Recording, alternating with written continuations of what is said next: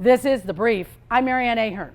Chicago's budget battle is over. I'll get to that in a moment. But now, the ultimate goal is to get a bill that addresses our immediate needs, but also sets President Trump up for success when he comes into office. chaos on Capitol Hill. That's my first takeaway for the week. Lawmakers tasked with reaching a deal or risk a government shutdown just in time for the holidays. Every version of the budget has included $100 billion in disaster relief to help the response to Hurricanes Helene and Milton, as well as wildfires, floods, and tornadoes this year, and $10 billion more in economic aid for farmers.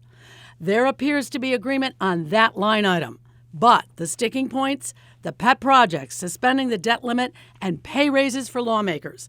Close Trump ally Elon Musk has been a loud and influential voice at the table. Elon Musk uprooted the agreement. An agreement was reached in good faith between Democrats and Republicans, and that's what we should be voting on. We're the legislative branch of government. Mr. Musk is not the legislature. We're elected to pass a budget. That is what we're constitutionally mandated. The one thing we're actually in the dadgum Constitution is a budget, and we abdicate that duty every time. When the government shuts down, some services stop, and millions of federal workers, including members of the military, do not get a paycheck. The budget office has told federal agencies, start talking to employees. My second takeaway for the week, the Supreme Court says it will hear TikTok's appeal challenging a federal law to ban the app unless it's sold to an American company. Arguments start on January 10th. The ban scheduled to take effect on January 19th. A sponsor of the law that passed with bipartisan support, Congressman Raja Krishnamurthy, talks about what he thinks could happen. I think they're going to uphold the law. But just to be clear, it was more about forcing ByteDance to divest or sell TikTok USA so that it can remain, it can flourish, but not under Chinese Communist Party control. Krishnamurthy also talked about the drones that have been spotted hovering over New Jersey and other states on the East Coast for weeks.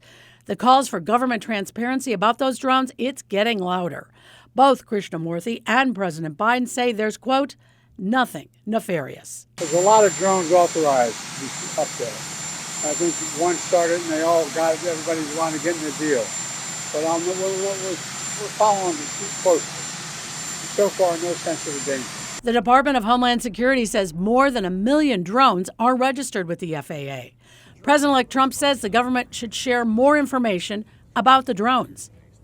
Illinois Governor J.B. Pritzker is getting attention from Trump's top allies. Politico is reporting those allies of the president-elect want Trump to sue Pritzker. At issue, Pritzker called Trump a, quote, adjudicated rapist.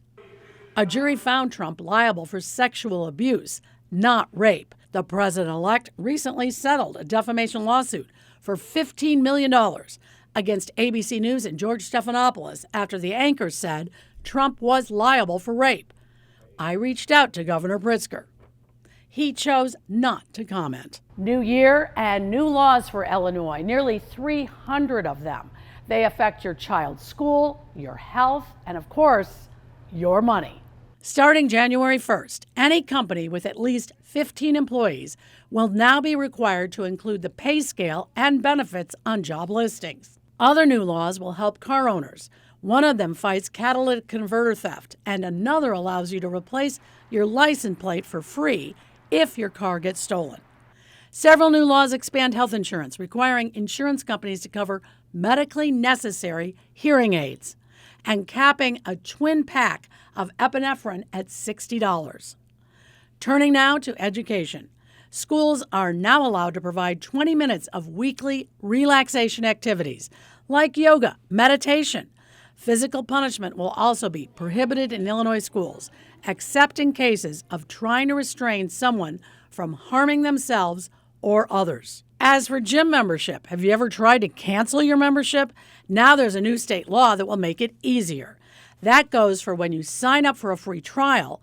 Now businesses will have to notify you 3 days before the deadline that the free trial is over. The Chicago City Council finally approves a city budget. It does not include a property tax hike. However, as Charlie Wojciechowski shows us, Chicagoans are not going to get off scot-free.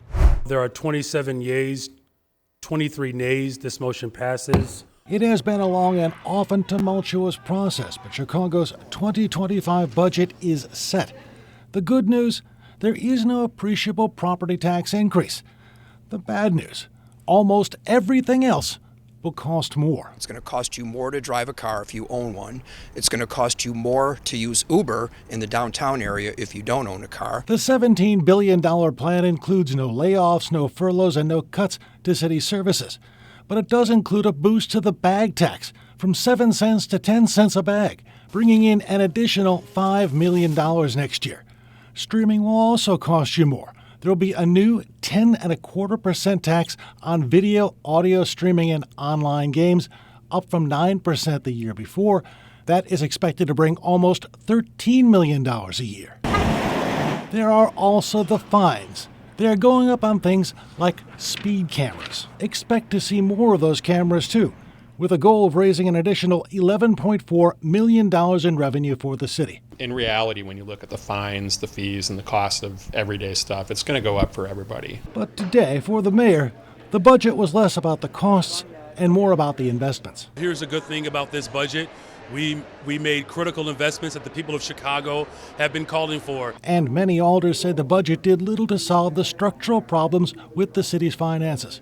So taxpayers can expect to revisit the property tax debate next year. We reached into your pocket pretty deeply yesterday, even though we didn't raise the property tax increase. We raised about every other tax we could get our hands on. And the voters of Chicago, they should be angry about this. What are we watching for next week? It is a holiday week, but will it be one for federal employees if there's a government shutdown? We'll be keeping an eye on it. That's the brief. Thanks for checking in.